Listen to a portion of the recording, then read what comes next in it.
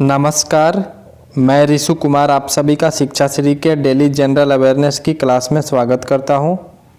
रोज़ाना बेसिस पर कराई जाने वाली यह क्लास पूरे विश्लेषण के साथ कराई जाती है विथ एक्स्ट्रा फैक्ट्स, ताकि आपकी कॉन्सेप्ट अच्छे से क्लियर हो पाए और आप ज़्यादा से ज़्यादा स्कोर कर पाएँ अपने एग्ज़ाम्स में। आप लोग बस क्लास को अंत तक देखिएगा और इस क्लास के PDF के लिए टेलीग्राम चैनल से जुड़ना है आप सभी को, जिसका लिंक डिस्क्रिप्शन बॉक्स में अवेलेबल है। चलिए क्लास को स्टार्ट करते हैं। सबसे पहला क्वेश्चन है, महात्मा गांधी के राजनीतिक गुरु कौन थे? Who was the political Guru of Mahatma Gandhi? Options हैं रविंद्रनाथ टैगोर, स्वामी विवेकानंद, गोपाल कृष्ण गोखले या फिर एओ ह्यूम।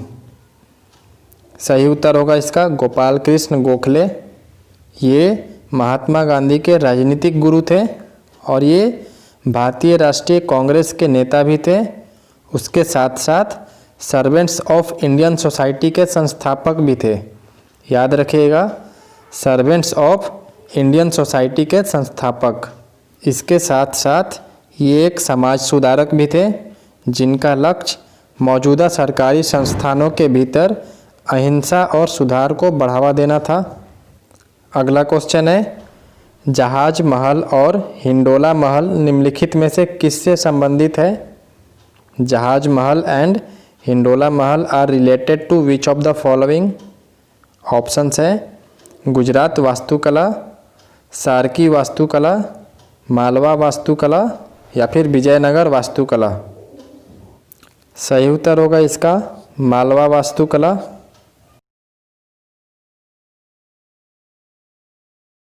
और ये मालवा वास्तुकला मध्य प्रदेश में दो जगह है, मंडू एंड धार। मंडू एंड धार, यहाँ पर ये सबसे ज़्यादा पॉपुलर है। मध्य प्रदेश की राजधानी क्या है? तो भोपाल है। वहाँ के राज्यपाल आनंदीबेन पटेल जी हैं और मुख्यमंत्री शिवराज सिंह चौहान जी हैं। मध्य प्रदेश 2000 में विभाजित हुआ था और 16 जो जिले थे उसके अलग कर दिए गए थे और उससे छत्तीसगढ़ राज्य बना था। इसके पहले मध्य प्रदेश क्षेत्रफल के आधार पर भारत का सबसे बड़ा राज्य था, जब तक ये बंटवारा नहीं हुआ था। और बंटने के बाद छत्तीसगढ़ बन गया, जिसकी राजधानी रायपुर है। और मध्य प्रदेश का उच्च न्यायालय कहाँ पर है? जबलपुर में, लेकिन इसका खंडपीठ इंदौर और ग्वालियर में भी है। अगला क्वेश्चन है, प्राचीन भारत की जोरवे संस्कृति का नाम निम्नलिखित में से किस राज्य में उसी नाम के स्थान पर रखा गया है? The Jorwe culture of an ancient Indian has been named after site of the same name in which of the following states? Options हैं जम्मू और कश्मीर, महाराष्ट्र, गुजरात या फिर आंध्र प्रदेश। सही उत्तर होगा इसका महाराष्ट्र। जोरवे संस्कृति का नाम महाराष्ट्र के उसी नाम के स्थान पर रखा गया है। और ये संस्कृति है जो जोरवा, ये 1600 से 1000 ईसा पूर्व के बीच का है। इस संस्कृति की प्रमुख विशेषताएं क्या है कि लाल मिट्टी के बर्तन शामिल किए जाते हैं, जो कि आमतौर पर काले रंग में मैट सतह पर चित्रों के साथ होते हैं। कुछ बातें महाराष्ट्र के ऊपर, इसकी राजधानी मुंबई है, लेकिन विंटर जो शीतकालीन राजधानी है वो नागपुर है। और ये दूसरा सबसे ज़्यादा पॉपुलस यानी कि आबादी वाला स्टेट है। गोदावरी और कृष्णा दो मेजर नदियां हैं इस स्टेट से गुजरती हैं। और यहाँ की लोकल लैंग्वेज क्या है? मराठी, जो कि ऑफिशियल लैंग्वेज भी है। 36 जिले हैं महाराष्ट्र में। और चीफ मिनिस्टर कौन है? उद्धव ठाकरे जी। और गवर्नर भगत सिंह कोश्यारी। अगला क्वेश्चन है, निम्नलिखित में से कौन वत्स महाजनपद की राजधानी थी? Which among the following was the capital of Vatsa Mahajanapada? जो 16 महाजनपद थे उनमें से वत्स महाजनपद की राजधानी पूछ रहा है। ऑप्शंस हैं मथुरा, इंद्रप्रस्थ, कौशाम्बी या फिर काशी। सही उत्तर होगा इसका कौशाम्बी, जो कि वर्तमान में इलाहाबाद के नाम से जानते हैं इसको। और कौशाम्बी में इलाहाबाद और मिर्ज़ापुर ये जो 2 ज़िले हैं ये आते हैं। ये उत्तर प्रदेश में है। उत्तर प्रदेश के चीफ मिनिस्टर कौन है? तो योगी आदित्यनाथ जी। और गवर्नर आनंदीबेन पटेल जी हैं। राजधानी वहाँ की लखनऊ है। नेक्स्ट क्वेश्चन है, निम्नलिखित में से कौन सा तत्व स्टेनलेस स्टील में शामिल है? Which of the following elements are included in stainless steel? Options हैं chromium, nickel and iron, nickel, iron and carbon, iron, chromium, manganese and carbon, या फिर iron, zinc, chromium and carbon. सही उत्तर होगा इसका iron, chromium, manganese and carbon. ये elements हैं जो कि स्टेनलेस स्टील में शामिल होते हैं। और स्टेनलेस स्टील एक एलॉय है जिसमें इस तरीके से एलिमेंट्स होते हैं। 89% आयरन होता है। क्रोमियम कितना होता है? तो ये क्रोमियम 10% होता है। मैंगनीज 0.35% होता है और कार्बन 0.25% होता है।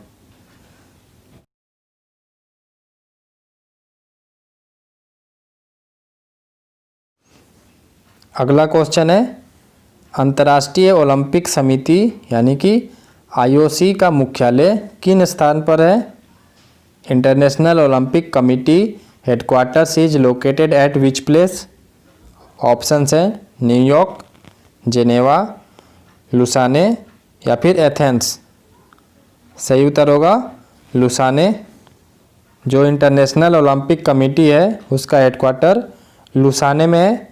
लुसाने कहाँ पर है? स्विट्ज़रलैंड में है। और इंटरनेशनल ओलंपिक कमेटी के अभी के मतलब प्रेजेंट के प्रेसिडेंट कौन है? तो याद रखिएगा थॉमस बाच। थॉमस बाच। अगला क्वेश्चन है, संपत्ति का अधिकार भारतीय संविधान किस अनुच्छेद के तहत एक कानूनी अधिकार है? Right to property is a legal right under which article of Indian constitution? Options है 412 बी, 367, 333 ए या फिर 300 ए। सही उत्तर होगा इसका 300 ए। जो राइट टू प्रॉपर्टी है ये भारतीय संविधान के 300 ए के तहत एक कानूनी अधिकार है। पहले ये फंडामेंटल राइट्स हुआ करता था लेकिन अब कानूनी अधिकार है।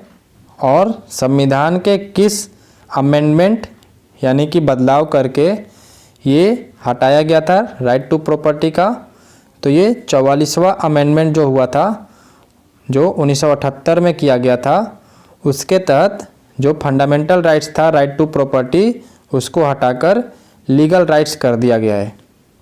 अगला क्वेश्चन है, मुख्य न्यायाधीश और उच्च न्यायालय के अन्य न्यायाधीशों के लिए सेवानिवृत्ति की आयु क्या है? What is the retirement age of for chief justice and other जजेज ऑफ हाई कोर्ट? ऑप्शंस है 60 साल, 70 साल, 62 साल या फिर 65 साल। सही उत्तर होगा इसका 62 साल है। जो चीफ जस्टिस होते हैं हाई कोर्ट के और दूसरे जो जज होते हैं उनकी रिटायरमेंट का एज है 62 साल। पहले 60 साल हुआ करता था रिटायरमेंट का एज, लेकिन 1963 से इसको 62 साल कर दिया गया था।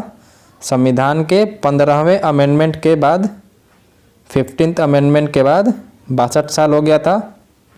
और सुप्रीम कोर्ट के बारे में थोड़ा जान लेते हैं। ये तो हाई कोर्ट का था। सुप्रीम कोर्ट के अभी कौन है चीफ जस्टिस? तो शरद अरविंद बोबडे, ये अभी चीफ जस्टिस हैं भारत के। और ये 47th chief justice of India हैं जो अरविंद बोबडे हैं। शरद अरविंद बोबडे ये भारत के 47वां चीफ जस्टिस ऑफ इंडिया हैं।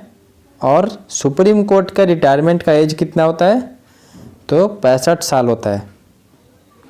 और सुप्रीम कोर्ट में कितने पोजीशंस होते हैं जजों के? तो 34 होते हैं। 33 जज होते हैं प्लस एक चीफ जस्टिस। तो इस तरीके से होते हैं 34। अगला क्वेश्चन है, एक महाधिवक्ता की खुशी के दौरान कार्यालय का आयोजन करेगा। An advocate general shall hold office during the pleasure of the. Options हैं राष्ट्रपति, राज्यपाल, मुख्यमंत्री या फिर भारत के मुख्य न्यायाधीश। सही उत्तर होगा इसका राज्यपाल। जो एडवोकेट जनरल होते हैं वो अपने ऑफिस गवर्नर यानी कि राज्यपाल के प्लेजर पे होल्ड करते हैं। हर एक राज्य के गवर्नर एक पर्सन को अपॉइंट करते हैं जो कि हाई कोर्ट के जज होते हैं और वही एडवोकेट जनरल होते हैं। स्टेट के हर एक राज्य के वो एडवोकेट जनरल होते हैं और गवर्नर इनके कार्यकाल तय करते हैं और रिम्यूनरेशन यानी कि तनख्वाह ये सारे गवर्नर तय करते हैं। एडवोकेट जनरल जो स्टेट के होते हैं उनके। और आज का लास्ट क्वेश्चन, भारत में पहले आम चुनाव कब हुए थे? When were first general elections held in India. सारे क्वेश्चंस बहुत ही इम्पोर्टेंट हैं तो आप लोग ध्यान से इसे समझिएगा। ऑप्शंस हैं 1947 से 1948, 1948 से 1949, 1952 से 1953 या फिर 1951 से 1952। सही उत्तर होगा 1951 से 1952 तक भारत का पहला आम चुनाव हुआ था। डेट क्या था? 25 अक्टूबर 1951 से 21 फरवरी 1952 तक आम चुनाव कराए गए थे और इस आम चुनाव में इंडियन नेशनल कांग्रेस जीतकर सत्ता में आई थी। कितने सीटों से? 364 सीट से। ओवरऑल कितना सीट था? 489 सीट था। और जवाहरलाल नेहरू हमारे देश के पहले डेमोक्रेटिकली इलेक्टेड प्राइम मिनिस्टर बने थे। इस तरीके से आज का ये क्लास यहीं पर समाप्त होता है। अगले क्लास में फिर से मिलेंगे। आप लोग ज़्यादा से ज़्यादा इसे शेयर करें और रोज़ाना बेसिस पर देखा करें। PDF आपको टेलीग्राम से मिल जाएगा। सारे लिंक डिस्क्रिप्शन बॉक्स में अवेलेबल है। चलिए मिलते हैं अगले क्लास में। तब तक के लिए धन्यवाद। जय हिंद, जय भारत।